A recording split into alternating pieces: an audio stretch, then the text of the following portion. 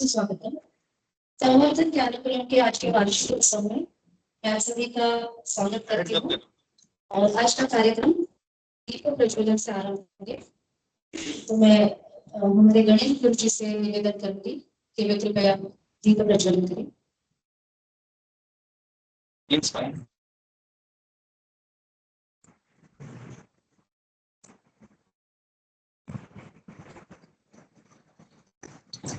दीप ज्योति परम ज्योति, दीप ज्योति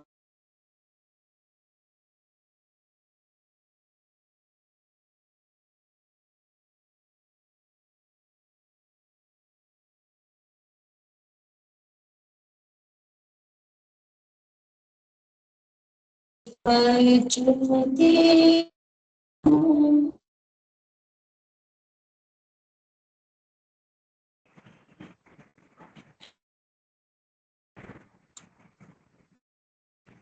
धन्यवाद गुरु जी।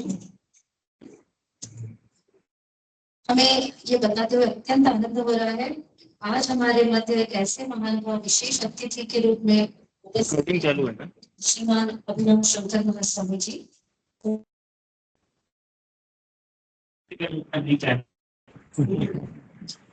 श्रीमान ने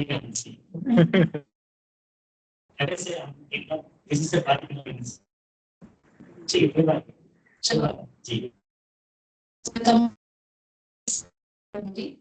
कि वो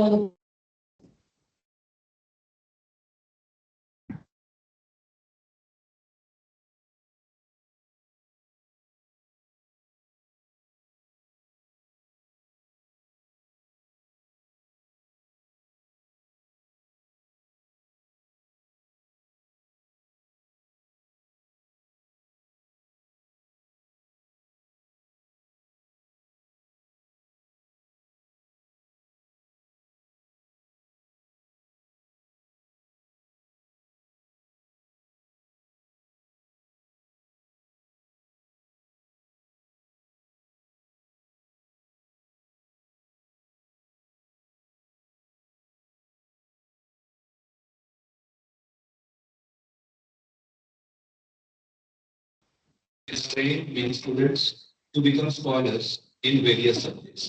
He traveled to Kashmir, Haridwar, Gujarat, and many more such places across India for 6 long years for the purpose of intensive learning under the tutelage of great Vidwans.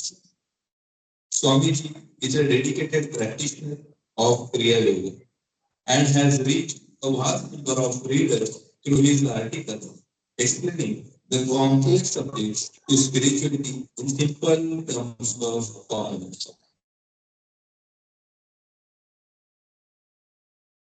Sri Abhinava Shankar, Sri Vidya Bhima Balukeshwara Bharati Guru. Many students have already joined the school and begun their studies. Observing the decline of traditional teaching methods in the ancient city of Varanasi, His Holiness has started Sri Satchidananda Shankara Bharati Veda Bhavan in Varanasi, Kashi, with the aim of revitalizing it. Apart from this, he has established the Sri Vishweshwara Veda Shastra Research Center, Varanasi, Kashi, aim to use modern scientific methodologies to enrich it and also practice our rituals in the correct manner. So,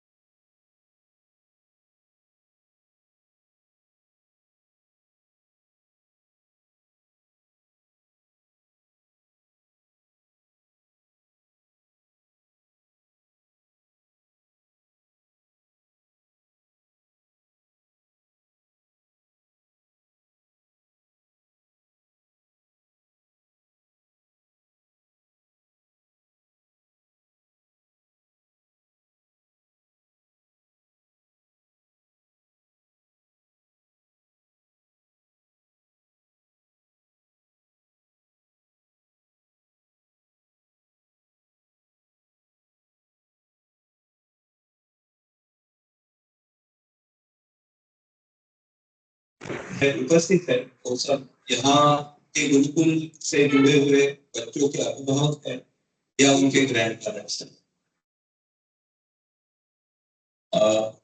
आपको ये मार्गदर्शन की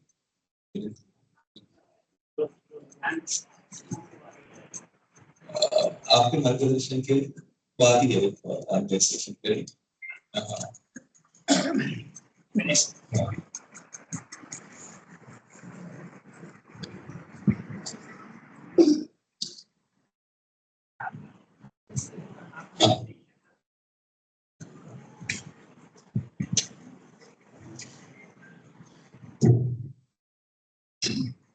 इस मार्गदर्शन सत्र में हम थोड़ी सी भूमिका बताएंगे।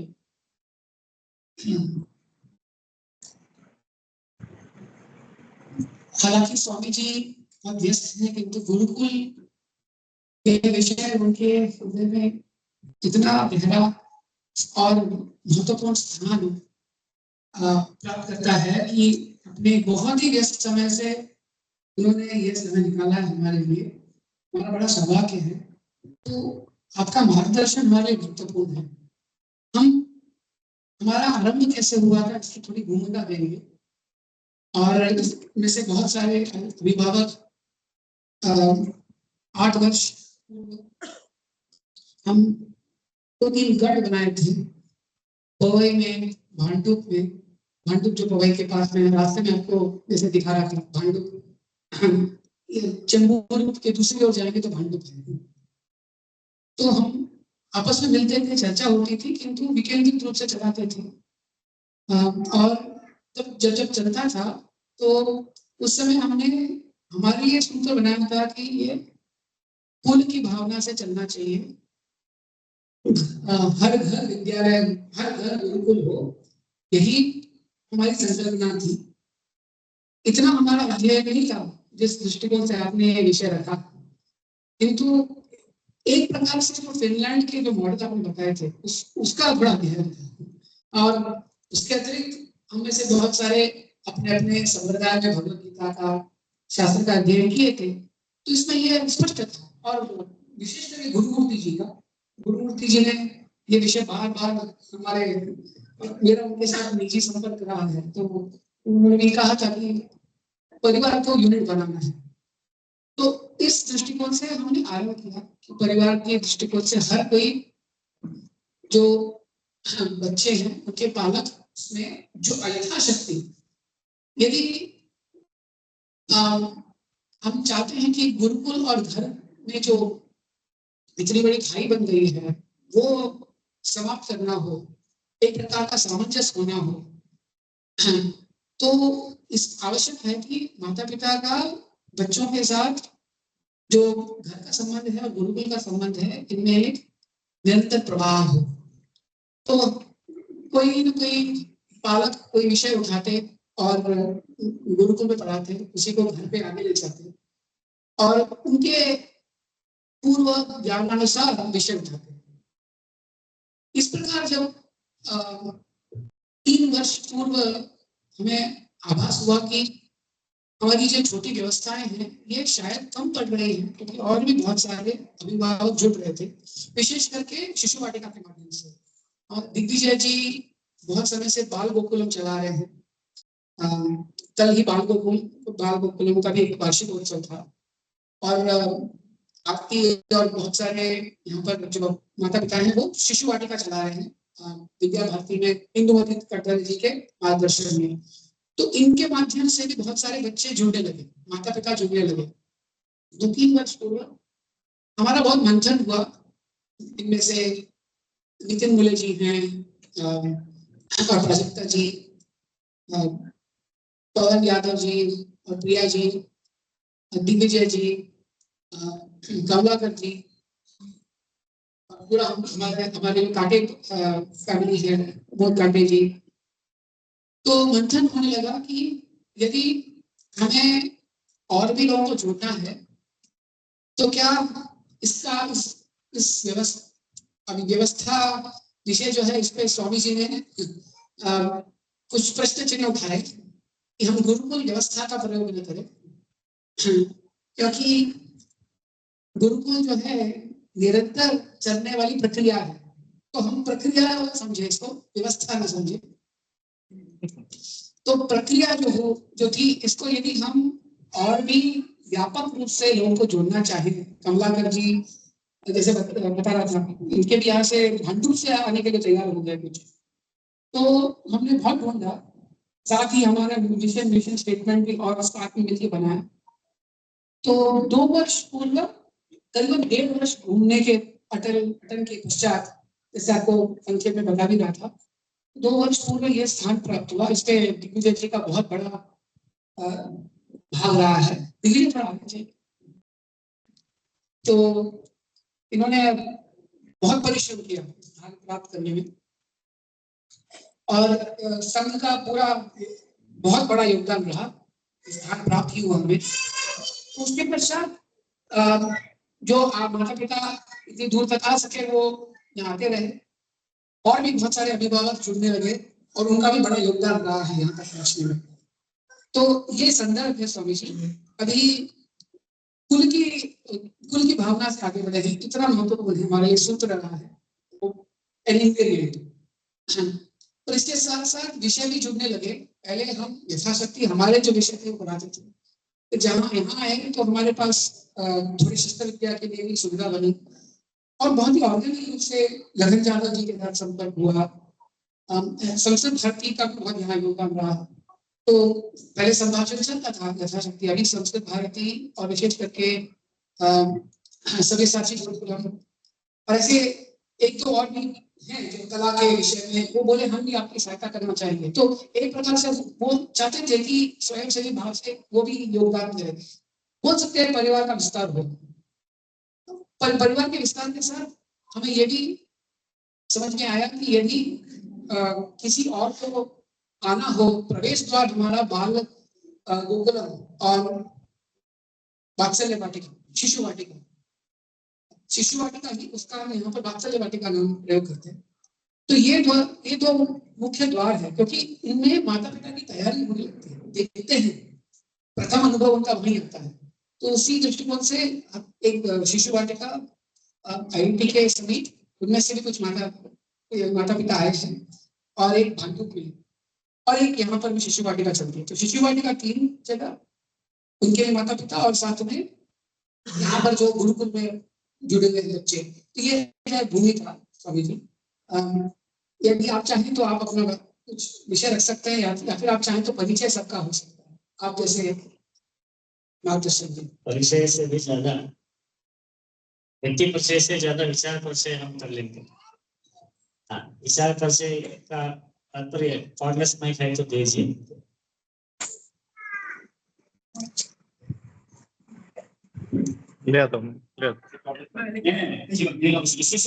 इसी से जैसे नया सिस्टम मत लगाइए।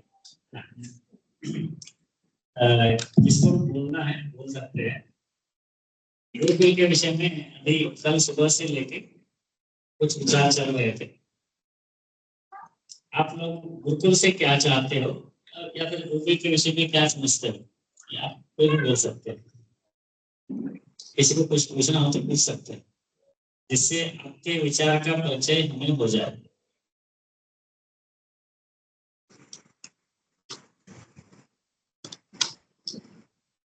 कोई गुरुकुल के विषय में कुछ बोलना ही नहीं चाहता।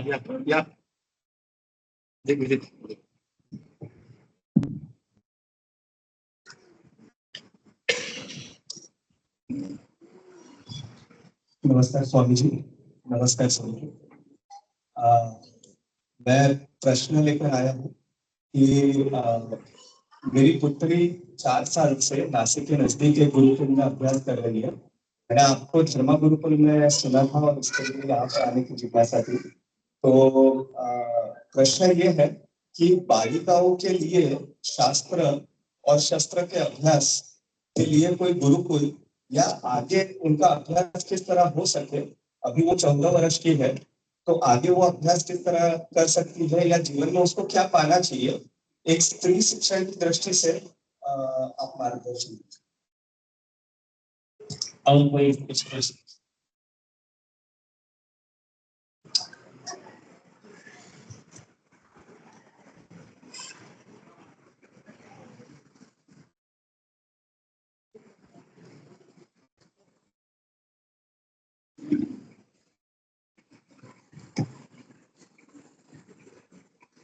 हाँ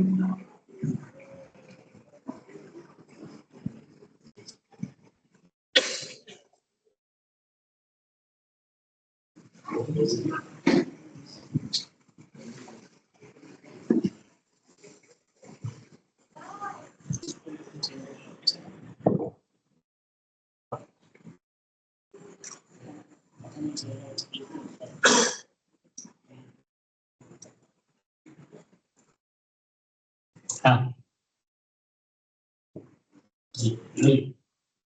प्रणाम स्वामी जी। हमारे भी 2 बच्चे हैं, तो कुछ में पढ़ रहे हैं, कुछ में 6-7 साल से हैं। तो ये जी गुरुकुल में पढ़ रहे हैं, एक ऐसा मत बताइए, ये हमारी परंपरा में नहीं है। मतलब कौन से गुरुकुल में किस गुरु जी के पास क्या पढ़ रहे हैं, इसको कुछ बताए बिना पता नहीं चलता।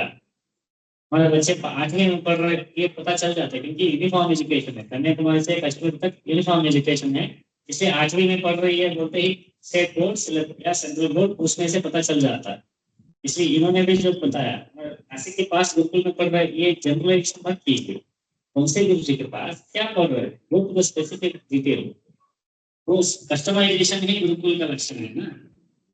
गुरुकुल का मेन कैरेक्टरिस्टिक क्या है कि इट इज कस्टमाइजेबल।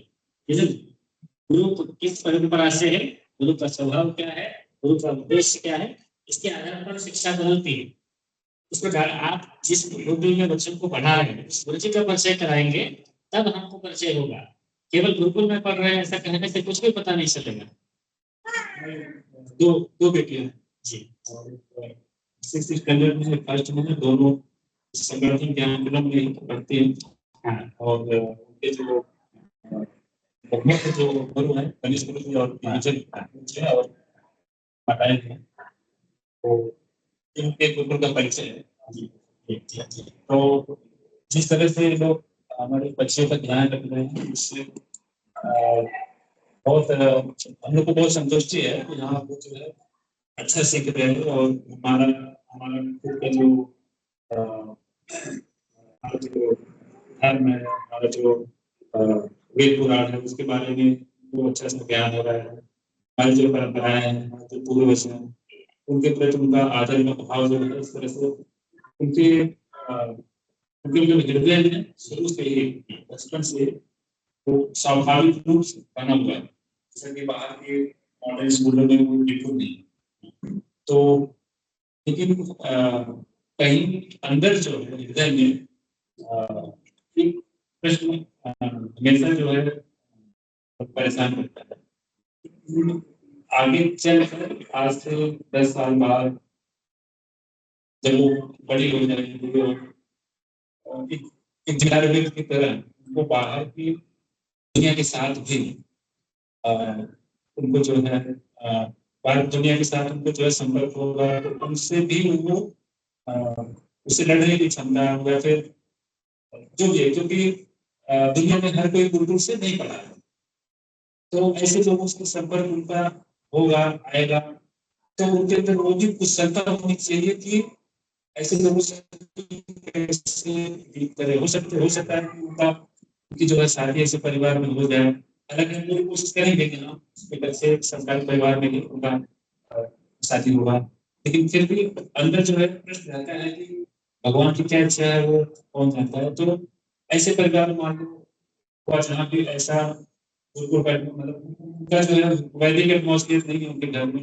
रोटी अलग है, तो कैसे वो जो है उसको झेल पाएंगे, कैसे उसको जो है adjust कर पाएंगे, तो नहीं। अभी आप बताइए, नासिक के पास आपके बच्चे क्या पढ़ रहे हैं? हाँ, मेरी बेटी जो है वो 4 साल से नासिक में है, तो नासिक के नजदीक करंज गांव के विभाग तालुके में है। और उस गुरुकुल क्षम्यताम गुरुकुल नहीं है, वो पाठशाला है, तो संस्कार निकेतन एक वैदिक पाठशाला ऐसा उसका नाम है। और वहाँ पर प्रभाकर पवार करके गुरु जी जो है आचार्य वहाँ पर पढ़ाते हैं।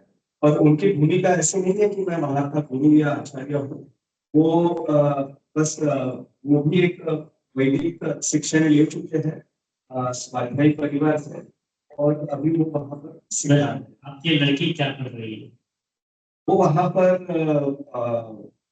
गीता और उपनिषद का पारायण वगैरह होता है, और बाकी जो अभ्यासक्रम जो शालाओं में होता है उसका भी 2-3 घंटा अभ्यास होता है। और मुख्य उनका तत्वज्ञान ये है कि हमें मनुष्य निर्माण करना है, चरित्र निर्माण ये महत्व की बात है।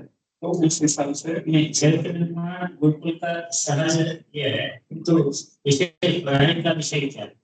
पढ़ने का विषय योग और बाकी इतर ये जो अभ्यास है वो योग खास करके वहां पर सिखाया जाता है।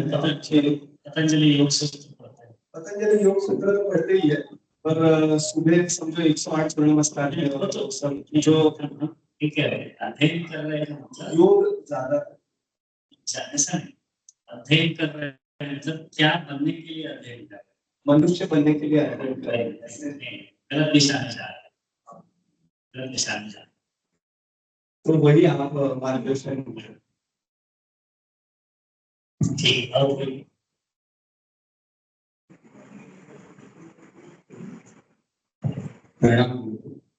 मुझे यही जानना था ये जो गुरुकुल पद्धति है वास्तविक, उससे बच्चे को क्या बनना है वास्तविक रूप में, जो लेने के बाद उसके अंदर क्या ऐसी जरूरत है जो उसको आए गुरुकुल शिक्षा को एडॉप्ट। ठीक है, ये 3 सवालों को एक साथ उत्तर देते हैं। आप बैठ जाइए।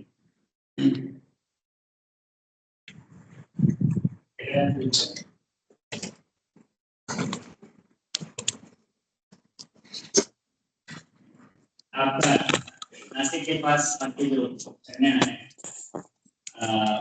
गुरुकुल में पढ़ रही है, साथ में बाद में पाठशाला का यानी रेगुलर महाराष्ट्र गवर्नमेंट का जो सिलेबस रहता है 10वीं 12वीं तक वो पढ़ रही है। हाँ, जी जी, पढ़ाई तो नहीं हो रही है। हाँ, 10वीं पास करने के लिए कई पढ़ाई हो रही है। नहीं, वो उनका लक्ष्य नहीं है। 10वीं पास करने में लक्ष्य नहीं है। जो गीता का तत्वज्ञान है वो किस तरह जीवन में ला सकते हैं। गीता तो शास्त्र है, उसका सीधा वेदांत पढ़ना चाहिए। गीता जो है वेदांत शास्त्र का अंग है। वेदांत नामक कोई शास्त्र है, इसको पूर्व मीमांसा उत्तर मीमांसा ऐसा 2 भाग है। मीमांसा शास्त्र में 2 भाग है। पूर्व मीमांसा यानी क्या, यज्ञ कैसे करना, यज्ञ में हवन कुंड कितना बड़ा होना चाहिए, किस मंत्र से क्या करना चाहिए, किस देवता के लिए क्या उपयोगी है इत्यादि कर्मकांड के विषय में जो भी चर्चा है वो पूर्व मीमांसा। उत्तर मीमांसा जो है वो वेदांत है, परमात्मा के विषय में चिंतन। तो उसके ग्रंथ कौन से हैं? तो प्रधानतया प्रस्थानत्रय कहते हैं, गीता, ब्रह्मसूत्र और उपनिषद। गीता का अध्ययन पहले मूल रूप से करना, बाद में उसका भाष्य का अध्ययन करना, बाद में ब्रह्मसूत्रों का अध्ययन करना, ब्रह्मसूत्र का भाष्य का अध्ययन करना और उपनिषदों के भाष्य का अध्ययन करना। ये वेदांत पढ़ने की प्रक्रिया है। इस प्रकार पूरे वेदांत को पढ़ने के लिए 6 से 8 साल लगते हैं। 6 साल समझ लीजिए। आज शुरू किया तो 6 साल बाद वेदांत के विषय में वो विद्वान बनेंगे। वैसे पढ़ना है तो गीता पढ़ने में अर्थ है। सिर्फ गीता को लेके हम जीवन में उसको कैसे उतारे ऐसा हम अगर सोचे नहीं तो गीता में सांख्य योग है, कर्म संन्यास योग है। तो गीता अध्ययन खत्म होते ही कर्म संन्यास लेने वाले हैं क्या आपके कन्या? नहीं। तो गीता जो है थोड़ा अंडरस्टैंडिंग के लिए चाहिए। पूरे जीवन में गीता का उतर नहीं सकते, मतलब हम जैसे कर्म संन्यास ऐसे लेना पड़ेगा। इसलिए हम स्पष्ट कह रहे हैं आपसे कि क्या बनना है, मनुष्य बनना है ऐसा आप कह रहे हैं। मनुष्य तो बनना ही पड़ेगा। शिक्षा का उद्देश्य मनुष्य बनना है, मगर मनुष्य बनने के साथ साथ शिक्षा के 3 डायमेंशंस होते हैं। शिक्षा कैसे होनी चाहिए? शिक्षा मुक्त करी, अर्थकरी, युक्त करी, 3 विषय। शिक्षा जो है सारी विद्या क्या मतलब शिक्षा विद्या होता है जो मुक्त करता है। दूसरा यह कि विद्या युक्त करें, यानी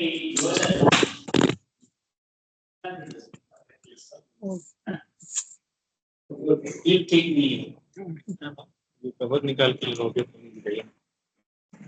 योजना नहीं, सिंक्रोनाइजेशन यानी कोई इंजीनियरिंग क्लास में इंजीनियरिंग पढ़ रहा है और कर पा रहा है, आते ही उसको अपने परिवार के साथ कैसे व्यवहार करना, अपने मित्रों के साथ कैसे व्यवहार करना, समाज में सब्जी लेने गए तो सब्जी वालों से कैसे बात करना, एक बेसिक व्यवहारिक ट्रेनिंग ही नहीं है, तो वो वहाँ इनेबल नहीं हो पाता।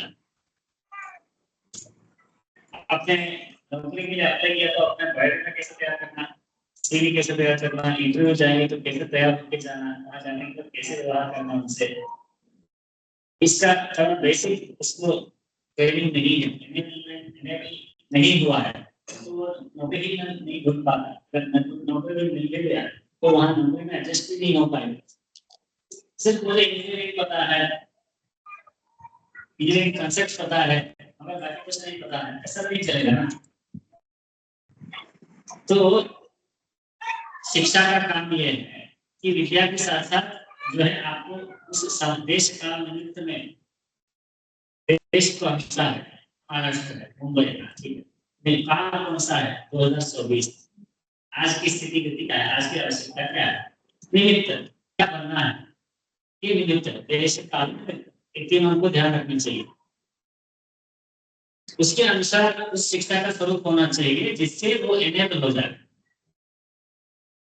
तो शिक्षा मुक्त करी, युक्त करी।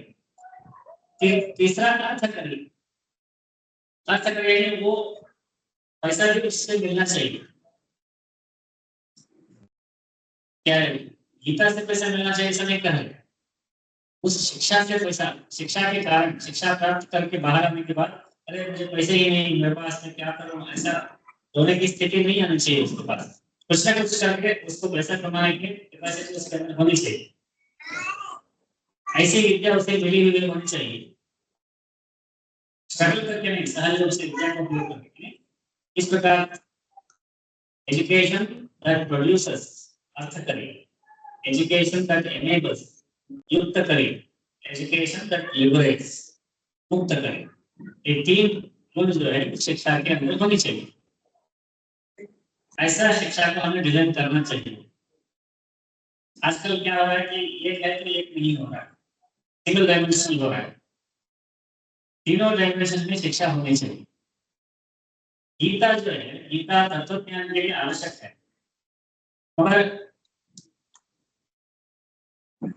वहां क्या कहता है कृष्ण, 27 बार युद्धस्व युद्धस्व युद्धस्व, ऐसा 27 बार आता है। युद्ध करो, युद्ध करो, युद्ध करो, तुम्हारा काम करो, तुम्हारा काम करो, तुम्हारा काम करो, ऐसा 27 बार आया। गीता का मतलब तो यही है कि हमें अपना काम करना है।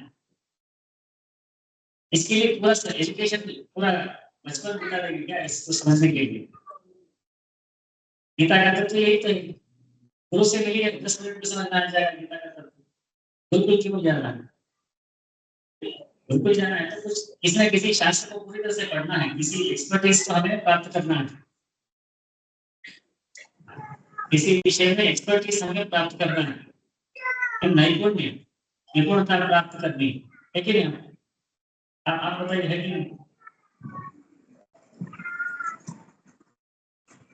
इसलिए वैचारिक रूप से स्पष्टता चाहिए हमें कि क्या पढ़ना, क्या पढ़ना है।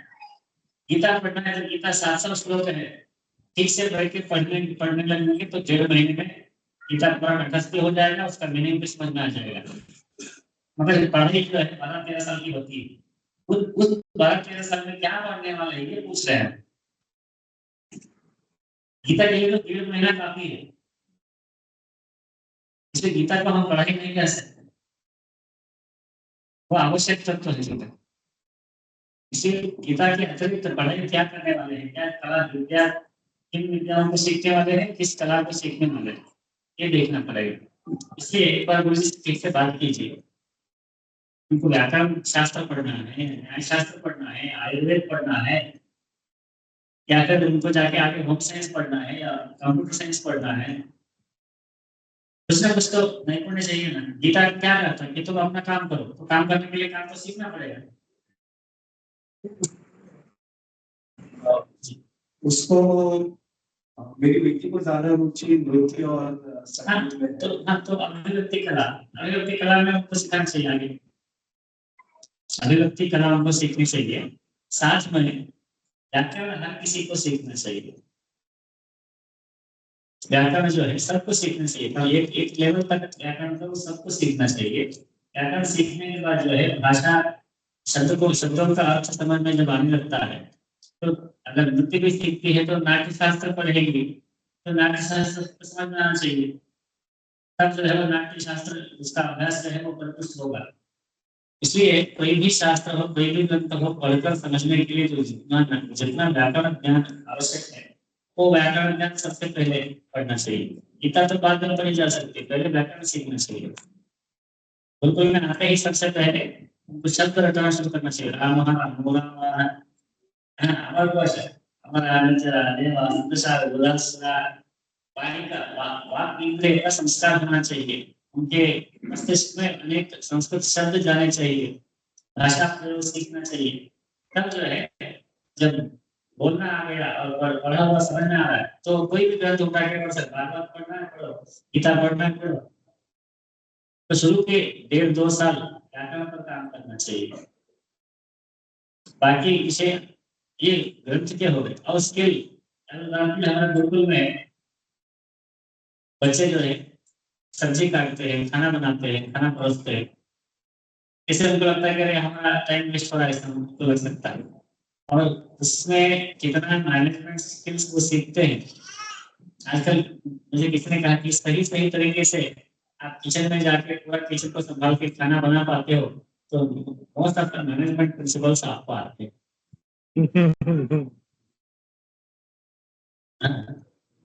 तो ऐसे जीवन कला, अभी कपड़े हैं, रुई लेके आके रुई से कपड़ा बनाना, कपड़ा बना हुआ कपड़े को सिल के जो है अपना ड्रेस बनाना, दूसरों को ड्रेस बना के देना।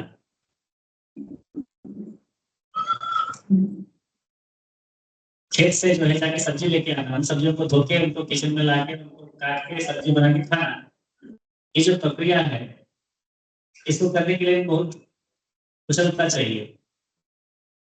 ये अत्यंत सहज रूप से दूसरों को करवाना चाहिए। तो ऐसे कई कार्य, कपड़ा का एक उदाहरण दिया हमने, कई सारे विषय है। अभी नारियल है, नारियल के पेड़ जहाँ पर होते हैं, नारियल के पेड़ पोखर में है, नारियल जो है उसको सुखा के उसको मिल में ले जाके नारियल का तेल बनवा के लाके नारियल का तेल लगा के नहाना चाहिए। मार्केट में पैराशूट वाला डब्बा नहीं लेना चाहिए। तो ऐसा करेंगे तो वो सारी स्किल्स आते हैं।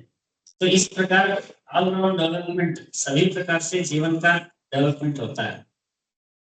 केवल ग्रंथ पढ़ने से या भाषा सीखने से मात्र से नहीं होता है। काम भी करना है, भाषा भी सीखना है, ग्रंथ शास्त्र भी पढ़ना है, स्टेज पर परफॉर्म भी करना है, और कमरा बंद करके अंदर बैठ के साधना भी करना है।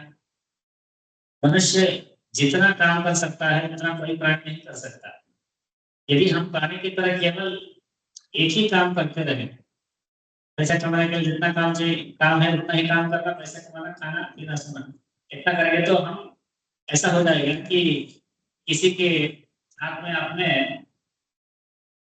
सारे ऑप्शंस वाला नया मोबाइल दे दिया और उसको फोन करने के अलावा कुछ नहीं आता, फोन करने के लिए ही उसका इस्तेमाल होता है।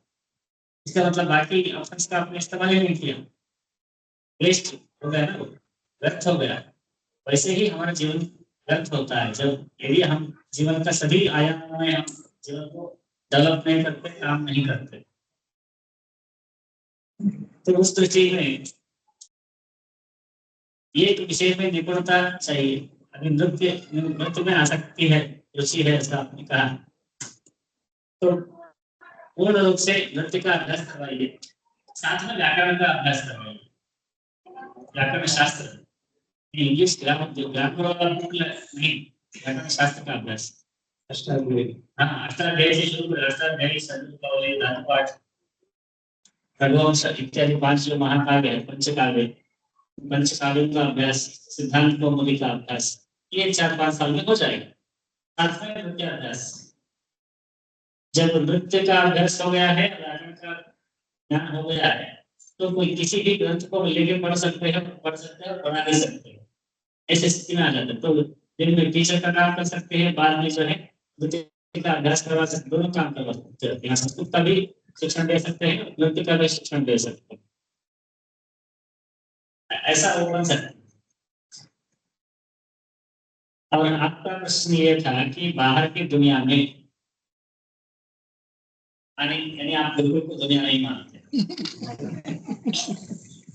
गुरुकुल में पढ़ने वाले लोग बाहर की दुनिया में एडजस्ट होंगे या नहीं होंगे, ये सवाल जब कब आता है, जब आप गुरुकुल को दुनिया के हिस्सा नहीं मानते।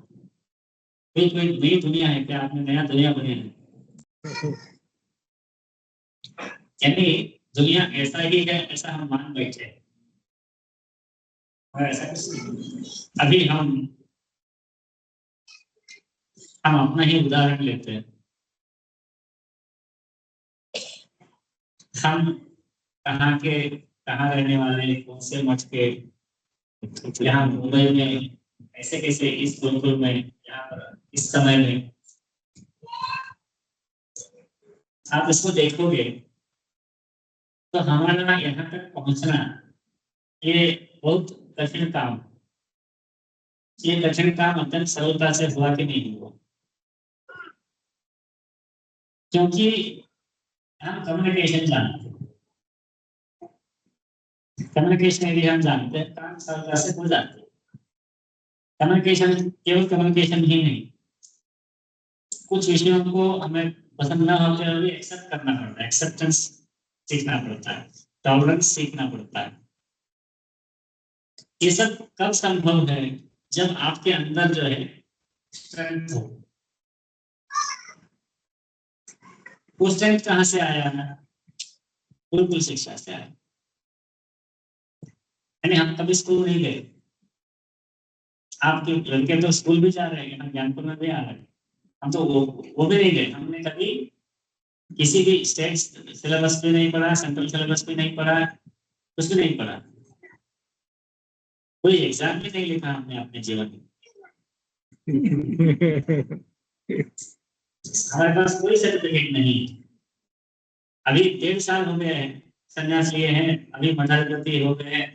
आप तो मठाधिपति है इसलिए आपको सम्मान मिलता है, ऐसा आपको लग सकता हो। वो तो सिर्फ 1.5 साल से, मतलब उससे पहले का हमारा जीवन आप देख लीजिए। 6 यूनिवर्सिटीज में हम बोर्ड ऑफ स्टडीज के मेंबर थे, अब हम छोड़ दिया। हम स्कूल नहीं गए, 6 यूनिवर्सिटी के बोर्ड ऑफ स्टडीज में हम थे। इसका मतलब क्या हुआ कि बाहर की दुनिया में हम एडजस्ट हुए थे कि नहीं हुए थे, आप बताओ।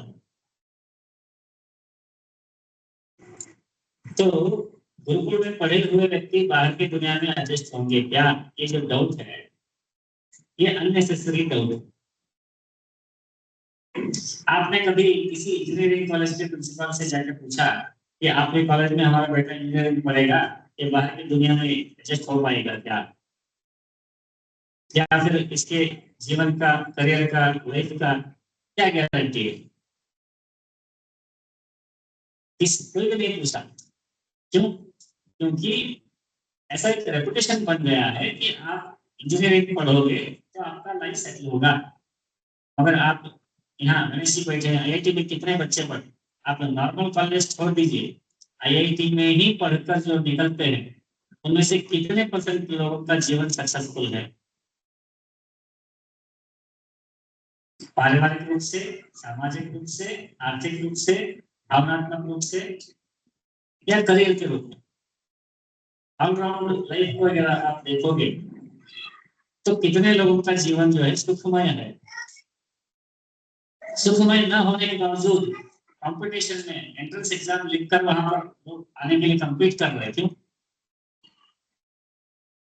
सुखमय जीवन होगा ऐसा गारंटी कोई नहीं दे रहा, मगर सुखमय जीवन है ऐसा भ्रांति बनी हुई। भ्रांति शब्द सही है?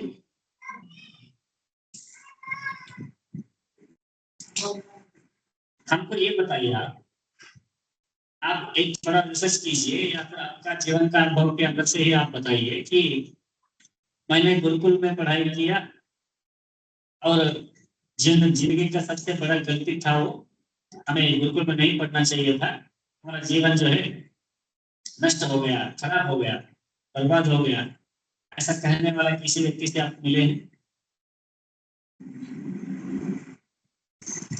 गुरुकुल में पढ़े हुए व्यक्ति मेरा जीवन से मैं निराश हो चुका हूँ, मैं अपने जीवन को समाप्त करता हूँ, ऐसा बोलकर सुसाइड किए हुए व्यक्ति को किसी को आप जानते हैं?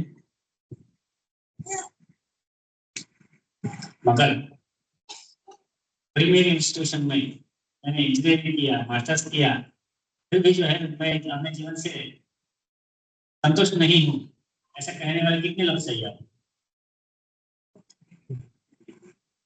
सुसाइड केसेस कितने हैं इस तरह के कितने मिलते हैं? यानी जो नेगेटिव है उस पर कोई आरोप नहीं,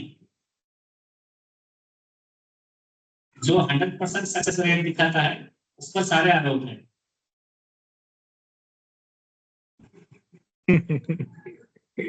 ये बहुत बड़ी विडंबना है। ये इसका कारण ये है कि आपकी गलती नहीं, हम आपको नीचा दिखाने के लिए ऐसा मजाक नहीं उड़ा रहे हैं, मगर ये समाज की विडंबना है कि मसीकरण, हम उसको मसीकरण करते हैं। मसीकरण यानी मैकाले ने जो किया, उसने क्या किया आपको बताता हूँ। सबको सुनाई दे रहा है?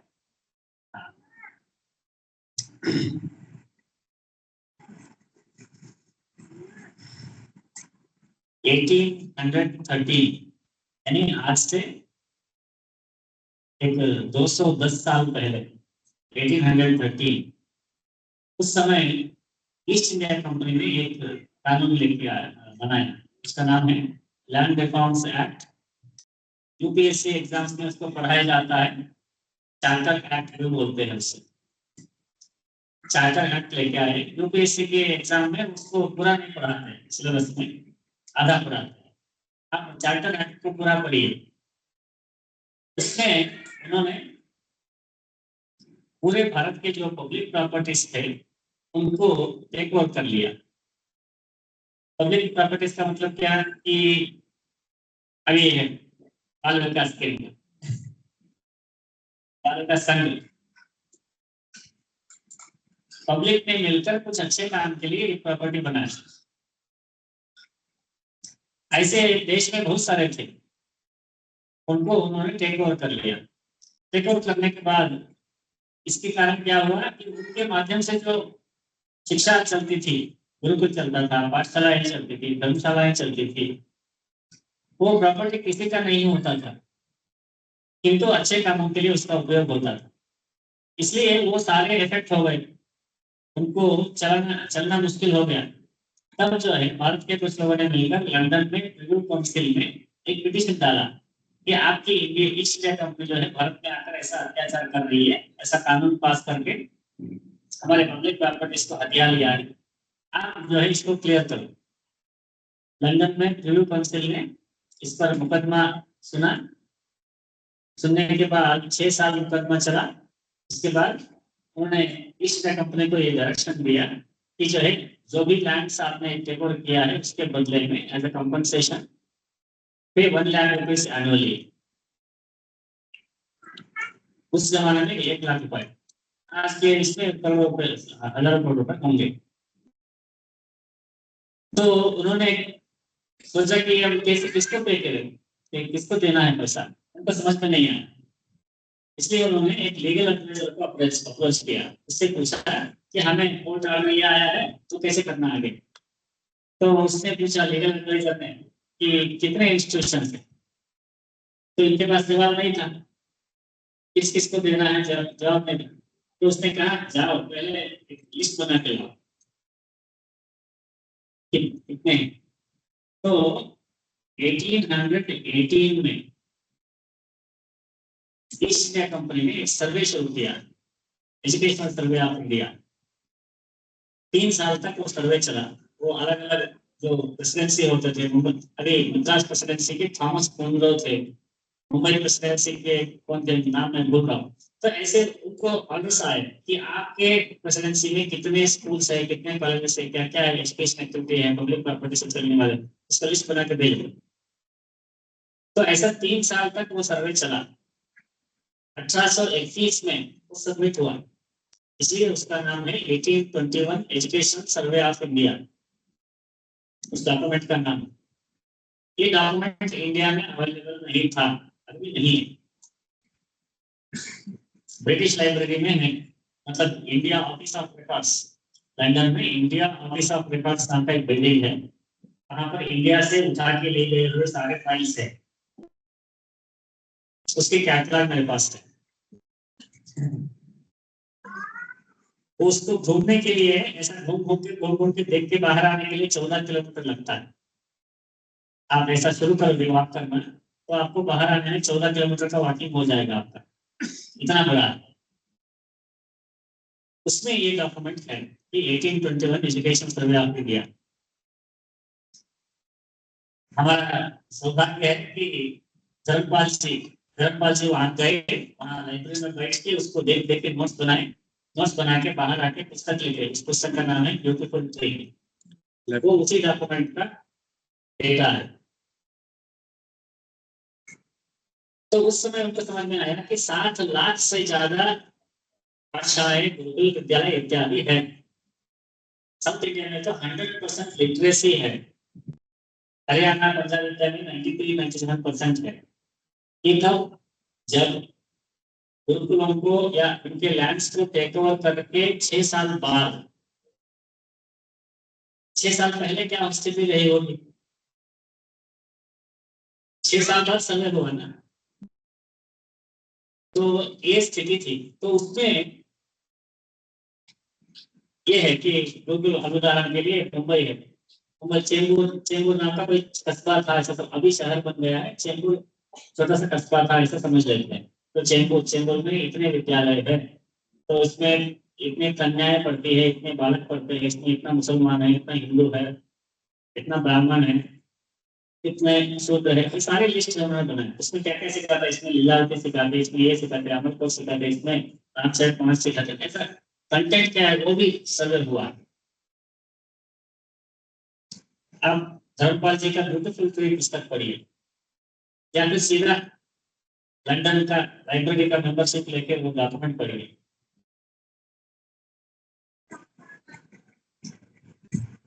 इस प्रकार वो जो था, पैसा उनको देना था ईस्ट इंडिया कंपनी को। तो ये सर्वे जब होके आया तो सर्वे का रिपोर्ट देखा लीगल एडवाइजर ने, और उसने कहा देखो तुम लोग पैसा देकर इसको बढ़ावा देने वाले हो क्या, are you going to promote this, क्योंकि आपको तो उस पर राज करना है, इस कंट्री पे आपको राज करना है, तो इस एजुकेशन को कंटिन्यू नहीं कर सकते। इसको यदि आप कंटिन्यू करोगे तो वो लोग जो है आपके क्यों सुनेंगे, they will not come under your control. इसलिए पहले इसको बंद करो, आप अपना एजुकेशन शुरू करो। हम कैसे करें, आप ही करो, ऐसा उस लीगल एडवाइजर को उन्होंने रिक्वेस्ट किया। कोर्ट को सबमिशन दिया कि हम 1 लाख रुपए नहीं देंगे, क्योंकि हम बेटर एजुकेशन देंगे। ऐसा बेटर एजुकेशन कैसा दोगे, हम पॉलिसी बनाएंगे। ठीक है बनाओ। तो उन्होंने पॉलिसी बनाया 1835 इंग्लिश एजुकेशन एक्ट, यही वो कानून। ये सब किसने किया, उस लीगल एडवाइजर का नाम क्या है, मैकाले, समझ आता। तो इस प्रकार उनके व्यवहार में वो पूरे अंग्रेज बन जाए, विचार में अंग्रेज बन जाए, सभी प्रकार से वो अंग्रेज बन जाए, हमारी बात माने, हमारे क्लिनिकल वर्क करे, हमारे इंस्ट्रक्शंस ले, उनके अंदर जो सारी प्रतिभा है वो प्रतिभा वैसे का वैसा न रहे, हमारे सबसे बनकर रहे हमारे, इस दृष्टि से बनाया हुआ एक स्ट्रक्चर है करंट एजुकेशन सिस्टम। उसी को हम और रिस्ट्रिक्टिव बनाते आ रहे हैं। कंट्रोल कौन करता है, जिसको आपके ऊपर राज करना है वो आपको कंट्रोल करता है। आपको प्रोत्साहन या आपको बल कौन देता है? जो आपकी भलाई चाहता है। अंग्रेज भारत के लोगों की भलाई नहीं चाहते थे, कंट्रोल चाहते थे, इसलिए उन्होंने ऐसी व्यवस्था बनाया। उस व्यवस्था को आजादी के बाद हमने क्या किया? तुरंत उसको निकाल के फेंकना चाहिए था। और हमने क्या किया? उसको और रिस्ट्रिक्टिव बनाया और मजबूत बनाया। आप 1947 में जिन्होंने मेट्रिकुलेशन किया है उनसे बात करके देखिए कितना अच्छा विद्वान होते हैं। हमने देखा है कि 60s 70s में जो मेट्रिकुलेशन पास किए हैं उनके ज्ञान जो है बहुत अच्छा होता है। उनका हैंडराइटिंग देखो, उनके लैंग्वेज का नॉलेज देखो, प्रोफिशिएंसी देखो। हाँ, सिर्फ मेट्रिकुलेशन। आज जो है पोस्ट ग्रेजुएशन वाले लोग भी इससे कंप्लीट नहीं कर पाते। यानी post independence also our education, colonial education भी थोड़ा बहुत अच्छा ही था। हमने लास्ट 50 इयर्स में उसको और खराब कर लिया।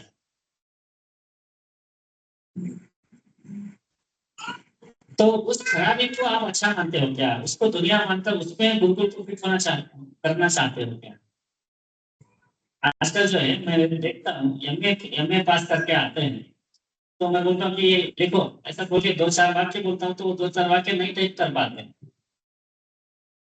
एमए पढ़ के आया है, मुझे आश्चर्य होता है कि हम तो कभी स्कूल गए ही नहीं। जब हम गुरुकुल से पढ़ के आए थे बाहर, तब हमको लगता था अरे हम लोग तो गुरुकुल में पढ़े हैं, ये लोग तो यूनिवर्सिटीज में पढ़े हैं, ये तो कितने बुद्धिमान होंगे। तो कोई पीएचडी कर रहा है ऐसा बोलते तो हमको डर लगता था, अरे पीएचडी कर रहा है ऐसा, हमको डर लगता था कि हम इतना इंफ्लुएंस फील करते थे अपने आप के विषय में। बाद में पता चला कुछ वाइस चांसलर लोगों से बात करने का मौका मिला। बाद में समझ में आया अरे ये तो बहुत गड़बड़ है।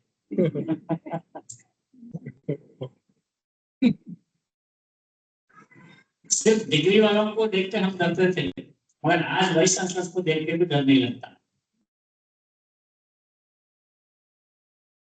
10 साल के अंदर ये बदलाव है हमारे अंदर आया। तो ये स्थिति है, एजुकेशन जो है दिन ब दिन, तो उससे कंप्लीट करने के लिए उसके जैसा बनाने के लिए गुरुकुल एजुकेशन को हमें बदलना नहीं चाहिए। उसको जैसा है वैसा रखो। पहले मनुष्य के अंदर के सामर्थ्य को बढ़ाओ, सामर्थ्य बढ़ेगा तो बाकी विषय वो सीख पाएगा। तो सामर्थ्य का मतलब क्या है? पहला कि हम कौन हैं, हमें क्या करना है जीवन में, ये स्पष्टता, एक स्टेबिलिटी आना चाहिए। इस तरह की आ जाती है तो अगल बगल में कुछ भी होता रहे उससे वो इफेक्ट नहीं होगा।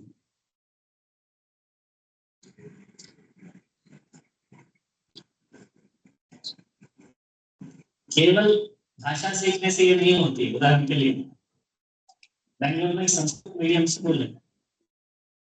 संस्कृत मीडियम स्कूल इसलिए बोल रहा हूँ क्योंकि उन्होंने गुरुकुल उसका नाम रखा है, मगर वो स्टेट सिलेबस फॉलो करते हैं।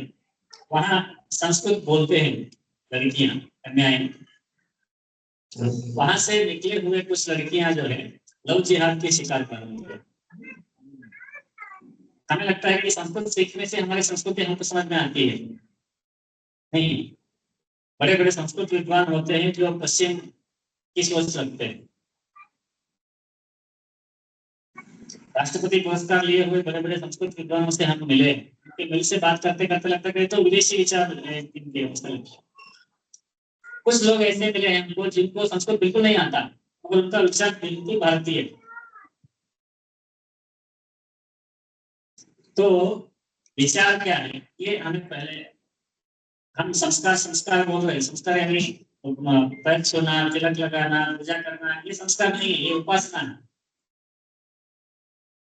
संस्कार का मतलब प्यूरिफिकेशन, शुद्धि, शुद्ध जो हुआ है वो संस्कृत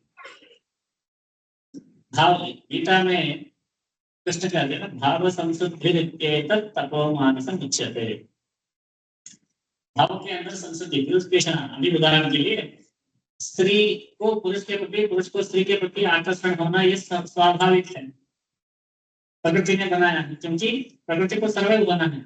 इसलिए एक दूसरे के प्रति आकर्षण वो प्रकृति अपने आप उत्पन्न करता है। हार्मोन्स डाल के रखा है उसने। उस हार्मोन के प्रभाव को हराकर किसके प्रति क्या भाव रखना, ये शिक्षा से मिलती है, शिक्षा से पता चलती है, पता चलना चाहिए।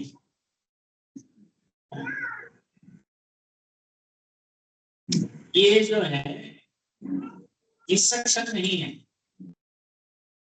अभी उदाहरण के लिए माँ के प्रति बच्चे जिस भाव से देखते हैं वो क्या शिक्षा से किसने दिया है क्या, उनको इंफॉर्मेशन के रूप में दिया है क्या? देखो माँ के बारे में माँ को जब देखोगे तो ऐसा भाव तुम्हारे अंदर आना चाहिए, ऐसे नहीं किसी ने पीपीटी प्रेजेंटेशन बना के उनको दिखाया क्या? नहीं, सहज रूप से आया हुआ संस्कार, इसको संस्कार कहते हैं। तो उसी प्रकार समाज के सभी के प्रति क्या भाव होना चाहिए, किस सिचुएशन में क्या भाव होना चाहिए, कैसे एक्ट करना चाहिए। विपदा आती है ट्रैफिक में, जो दो लोग लड़ने, कोई लड़ने आता है हमसे, तो कैसे रेस्पॉन्ड करना चाहिए, ये कैसे हम डिसाइड करते हैं? अपने संस्कार के आधार पर हम डिसाइड करते हैं कि इसका मुंह लगना है या नहीं लगना है।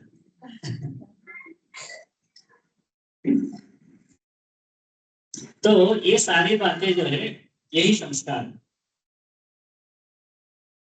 संस्कार का और एक उदाहरण अगर देना है तो कल ही मैं बता रहा था कि शरीर का भी संस्कार होता है। हम कहीं मंदिर में जाते हैं या कहीं किसी के घर जाते हैं तो फोन में व्यस्त रहते हैं या कोई हमसे बात करते रहता है, बात करते करते कुछ सोचते सोचते अंदर चले जाते हैं, मगर हम चप्पल बाहर छोड़ के जा चुके हैं, वो भी चप्पल लाइन में छोड़ के जा चुके हैं। क्यों? उस पैरों को वो संस्कार हुआ है,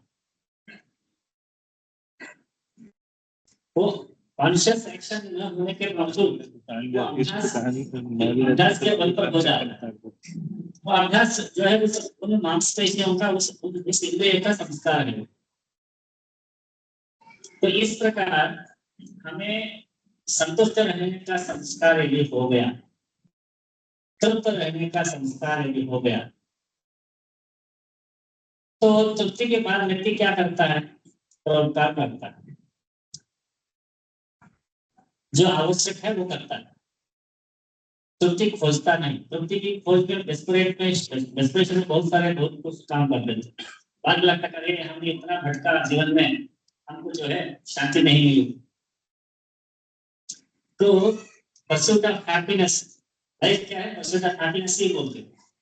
ये पश्चिम का सोच है। Life is not pursuit of happiness. Pursuit of happiness तो बचपन में हो जाना चाहिए। You have to fix your happiness at the teenage. बाद में जो है बहुत कुछ करना बाकी होता है जीवन। इसलिए वो वाला सामर्थ्य यदि गुरुकुल में, यानी सारे गुरुकुल में मिल जाएगा ऐसा हम नहीं कर सकते, क्योंकि आप जिस गुरुकुल में बच्चों को रखे हैं वहाँ के गुरु जी क्या है, वहाँ का वातावरण क्या है, वहाँ कौन से शास्त्र पढ़ाया जाता है, ये सब डिपेंड करता है। इसलिए स्कूल खराब है गुरुकुल ठीक है ऐसा हम ब्लैक एंड व्हाइट नहीं बोल रहे। आपने स्कूल छुड़वा दिया, गुरुकुल में डाल दिया इसलिए सब कुछ ठीक हो जाएगा, ऐसा नहीं, ऐसा भी नहीं है। गुरुकुल में भी अलग अलग प्रकार के गुरुकुल होते हैं, देश काल निमित्त के अनुसार गुरुकुल बदलते हैं। इसलिए हमारे बच्चे गुरुकुल में पढ़ेंगे तो दूसरे उनके साथ एडजस्ट हो पाएंगे क्या? आप एडजस्ट होने की बात करते हो, हम तो कहते हैं कि वो सुधारेंगे क्या दूसरों को? दूसरों को सुधारना है ना। हमारे बच्चे वहां जाके एडजस्ट नहीं होना चाहिए, अगर एडजस्ट हो गए तो गुरुकुल फेल हो गए। गुरुकुल वाले बच्चे बाहर की दुनिया में जाके एडजस्ट हो गए तो गुरुकुल फेल। गुरुकुल करने का मतलब क्या है? इनको तो जाके उनको सुधारना है। तो इस विचार से आप सोचें। और कोई प्रश्न?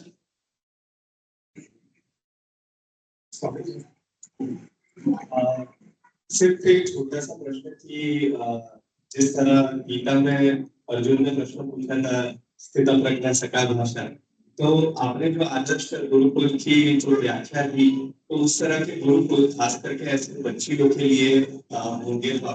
हाँ बिल्कुल है।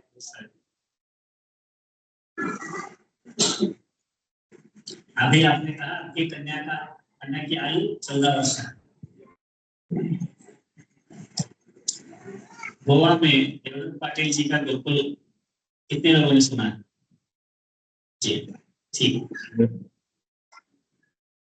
वहां पर कन्याओं को पढ़ाया जा सकता है। वहाँ न्याय, डॉक्टर, गणित, आयुर्वेद ऐसे 4 शास्त्रों में से कौन सा भी एक शास्त्र आप चुन सकते हो, उसकी पूरी पढ़ाई होती है। 6 से 7 साल लगते हैं। अब 14 साल के आयु में दे लेंगे तो 21 साल में शास्त्र के विद्वान बन के वो बाहर आएंगे। वो एक अच्छा विकल्प है। उसके अतिरिक्त यहाँ पुणे में नागेश्वर शास्त्री जी कन्या गुरुकुल चलाते हैं। कन्या गुरुकुल चलाते हैं, वहाँ कन्या भी पढ़ती है आके पुणे में।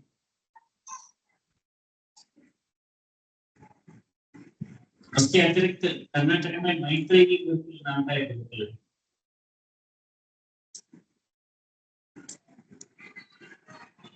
वास्तव में कन्या गुरुकुल के विकल्प बहुत कम है और वो भी 14 साल की कन्या के लिए कम है। 8-10 साल के आयु में तो ज्यादा है। मैसूर में पराशर गुरुकुल है। तो ऐसे कई संस्थाएं हैं, इसके विषय में हम बाद में बात करें। जी क्या प्रश्न बिना संकोच के पूछिएगा। इतना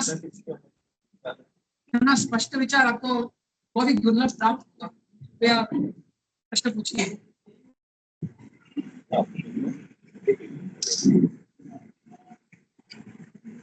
हम लोग परिचय भी देते, परिचय के साथ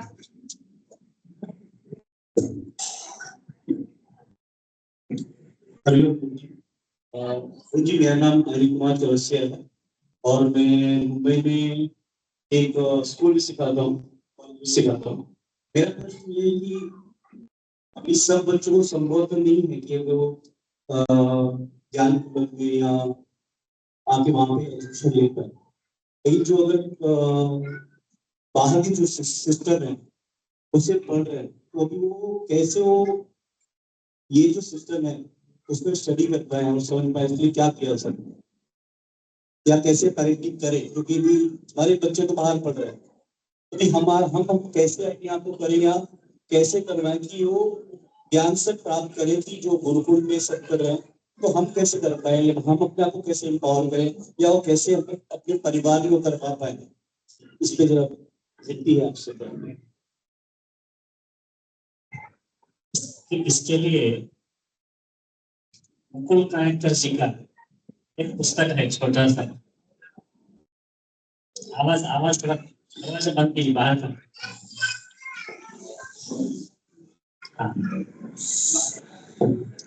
मुकुल कायकर जी का एक पुस्तक है, इसका नाम है परिवार बने पाठशाला। परिवार ही पाठशाला कैसे बन सकती है। आप मैं गणेश जी को पुस्तक भेजता हूँ, उसका पीडीएफ आप उनसे ले लीजिए कि माता पिता का व्यवहार कैसा हो, उनका वातावरण कैसा हो, जिससे वहां पर कहीं पर बच्चे सीखे।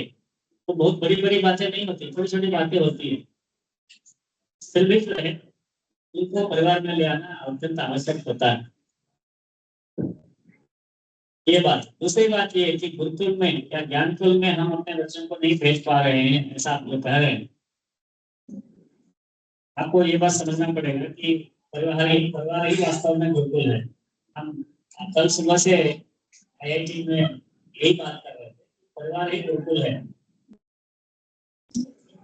यदि परिवार की तरह है तो कहीं बाहर गुरुकुल में भेजने की आवश्यकता नहीं। किंतु परिवार के माध्यम से जितने संस्कार, जितने प्रकार की शिक्षा उन्हें मिलनी चाहिए, वैसे आजकल नहीं मिल पा रहा, क्योंकि कुटुंबों का स्वभाव ऐसा बन गया। पहले क्या होता था, घर के सामने बड़ा सा आंगन रहता था, पीछे जो है घर के पीछे जो है बहुत बड़ा जगह रहता था, उस घर में ही गौशाला रहती थी, अलग अलग प्रकार के धान लेके आके डालते थे, वहां काम चलता था। काम में जो है माँ के साथ बच्चे हाथ बटाते थे, तो घर में ही जो है बहुत सारा स्किल ट्रेनिंग हो जाता था। उसके साथ साथ घर में कोई आए तो उनसे घर के सदस्यों का बात करने का जो तरीका है, उसको देख के ही बहुत कुछ शिक्षा मिल जाती है बच्चों को। चाणक्य नीति में चाणक्य एक बात कहते हैं, चाणक्य नीति का 3रा श्लोक, गुरुरत्न द्विजातीनां वर्णानां ब्राह्मणो गुरुः पतिरेव गुरुस्त्रीणां सर्वस्याभ्यागतो गुरुः। द्विजातियों के लिए अग्नि गुरु है, वर्णानां ब्राह्मणो गुरुः, सारे वर्णों के लिए ब्राह्मण गुरु है। पतिरेव गुरुस्त्रीणां, स्त्रियों के लिए पति ही गुरु है। सर्वस्याभ्यागतो गुरुः, जो अभ्यागत होता है, घर में अभ्यागत होता है, वो सभी के लिए गुरु होता है। तो घर में लोग आते जाते रहते थे, उनसे कुछ सुनना ये सब होता था। और गांव में जो है मंदिर है, कथाएं चलती है, सत्यनारायण कथा होती है, वहां जाते हैं, यहाँ जाते। तो ऐसा वातावरण ऐसा होता था जिससे आवश्यक शिक्षा मिल जाती थी। साथ में नौकरी के लिए क्या चाहिए ऐसे स्किल्स सीख लेते थे, या फिर घर के ही जो बिजनेस हो सकता है, या व्यापार हो सकता है, या फिर व्यवसाय हो सकता है, कृषि हो सकती है, ऐसे कुछ कर लेते थे। सबको अपना सीवी बनाकर अप्लाई नहीं करना पड़ता था जी नौकरी के लिए। इसलिए घर ही बिल्कुल जैसा रहता था। मगर आज क्या हो गया है कि इंडस्ट्रियल पॉलिसीज ऐसे बन गए हैं कि सारे प्रोडक्शन एक जगह पर होगा, वहीं पर सारी फैक्ट्रियां रहेंगे। उन फैक्ट्रियों में काम करने के लिए लोग वहां माइग्रेट होंगे। माइग्रेट होने के बाद वहां आसपास में ही उनको घर बनाना पड़ेगा। वहां छोटे छोटे घर बनेंगे। उस छोटे छोटे घर में जो है फैसिलिटीज कम होंगे, शिक्षा का अपॉर्चुनिटीज कम होगा। वहां पर कल्चरल वातावरण वैसा वाला नहीं रहेगा जैसा पहले था। इसलिए ये इंडस्ट्रियल पॉलिसीज की वजह से हमारे लिविंग कंडीशंस चेंज हुए। इन लिविंग कंडीशंस के चेंज होने की वजह से घर बिल्कुल नहीं रहे। अन्यथा रियलिटी में देखा जाए तो घर ही बिल्कुल है। तो हमारे लिविंग कंडीशन कैसे बदले? तो पॉलिसीज की वजह से बदले। इंडस्ट्रियल टाउन बना के वहीं पर सारी फैक्ट्रीज को जगह दे दिया, तो सारे लोगों को वहीं आके रहना पड़ेगा। तो महायंत्र निर्माण हुआ। महायंत्र के अगल बगल महानगर का निर्माण हुआ। तो महायंत्र और महानगर इन दोनों के आने से पहले वाले स्थिति को आप देख लीजिए। क्या हम गरीब थे? गरीबी हटाने के लिए इंडस्ट्रीज लाए गए हैं, ऐसे कहते हैं ना। तो अंग्रेजों के आने से पहले क्या हम गरीब थे? तो उस समय की जो पॉलिसीज थी वैसे पॉलिसीज हमें क्यों कंटिन्यू नहीं किया? अंग्रेजों ने हमको गरीब बनाया, ये सच बात है। अंग्रेजों की बनाई हुई गरीबी को हटाने के लिए क्या रास्ता था? अंग्रेजों जैसा ही इंडस्ट्रीज बनाना। इंग्लैंड की स्टील, उन्होंने यहाँ के स्टील चुराया, स्टील चुरा के अपना इंडस्ट्रियल रेवोल्यूशन कर लिया। उनकी इंडस्ट्रियल रेवोल्यूशन को एज इट इज कॉपी करके हमारे लोगों ने पॉलिसीज बनाए। तो इस वजह से पिछले 100-150 सालों में जो लिविंग कंडीशंस के कारण जो परिवर्तन हुआ है, उससे पीछे जाके यदि हम देखते हैं तो family is the best education institutions. इसलिए हमारे बच्चे घर में ही हैं, बिल्कुल नहीं जा पा रहे हैं, चिंता मत करो, घर को ही बिल्कुल बनाओ। नहीं कह रहे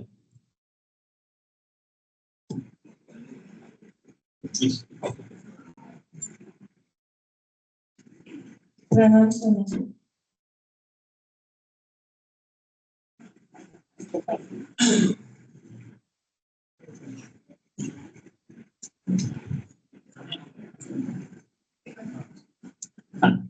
somebody is asking to stop this.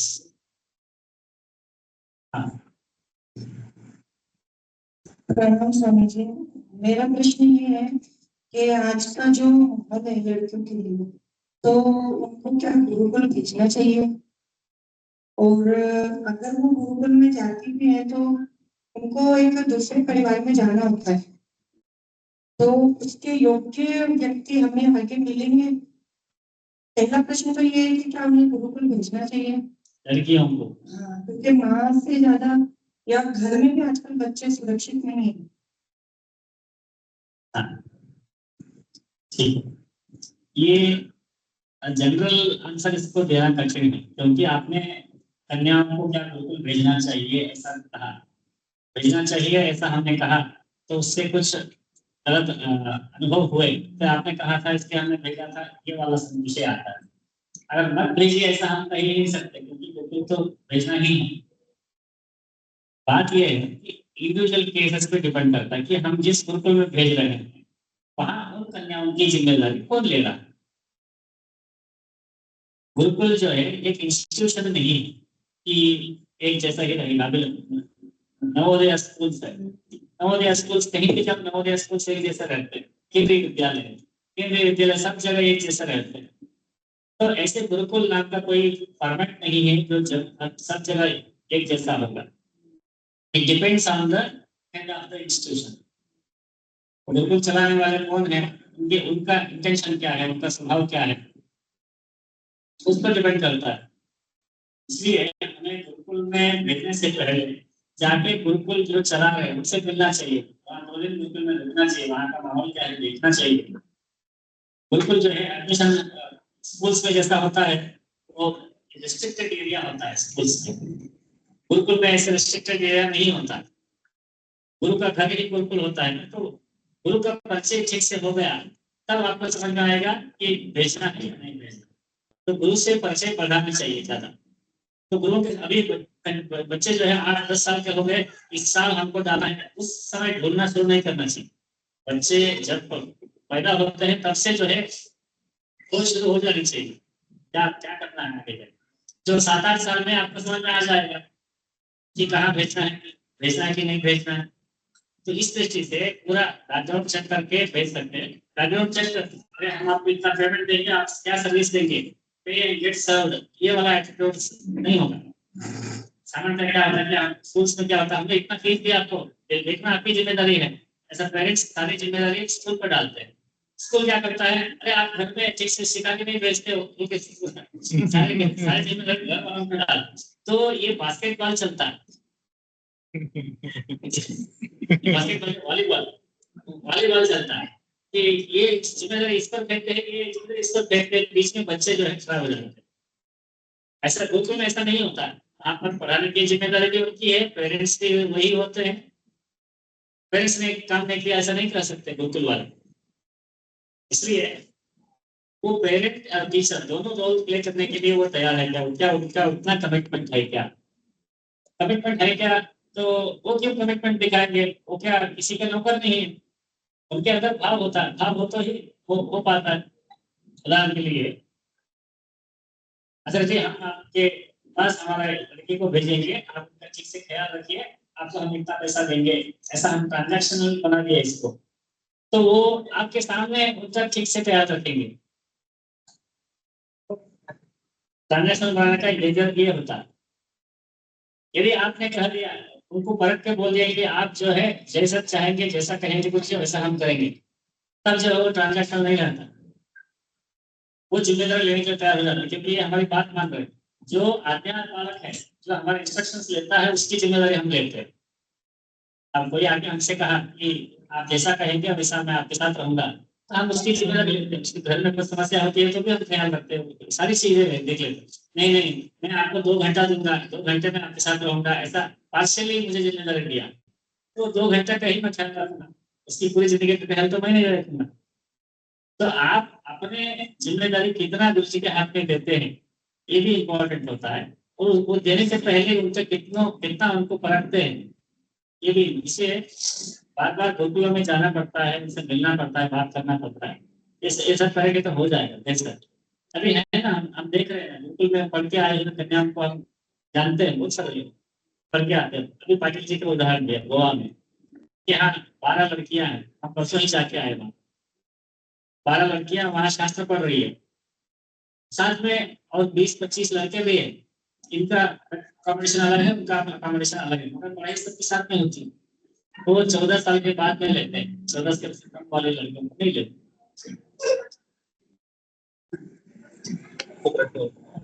एक प्रश्न है, एक प्रश्न लीजिए। घर में जैसे पढ़ा रहे हैं तो व्याकरण कर्म तो सिखा देंगे, व्याकरण कैसे सिखाएं घर में, माता पिता स्वयं सीखें छुट्टियों में कैसे।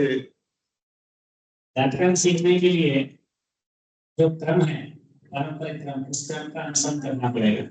पहले छंदोपावली, धातुपाठ, अमरकोश, काव्य का अभ्यास और अष्टाध्यायी का अभ्यास और सिद्धांत कौमुदी ग्रंथ का अभ्यास, इसी क्रम में जाना पड़ता है। तो वो ऑनलाइन भी अलग अलग है ये सारे विषय। जैसे अभी दास बोल का ऑडियो मिलता है, ऐसे ही अमर कोश का भी ऑडियो मिलता है। अमर कोश का पुस्तक रखना चाहिए, अमर कोश का ऑडियो प्ले करना चाहिए, उसके साथ साथ पढ़ना चाहिए। अमर कोश बैनाट हो जाएगा, बाद में ऑनलाइन सेशन अटेंड कर सकते हैं। व्योम संस्कृत क्लास नाम का एक चैनल है, वो अच्छा पढ़ाते हैं।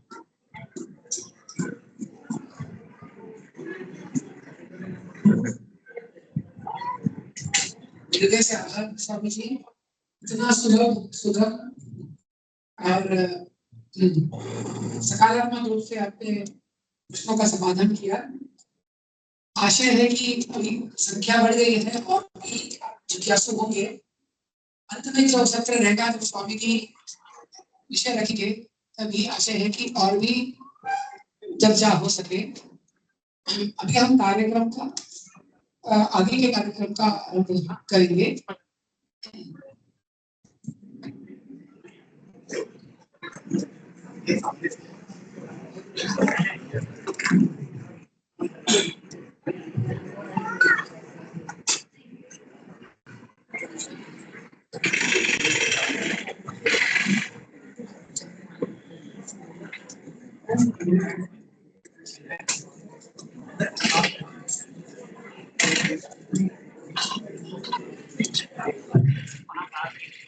ये उठा दूं मैं या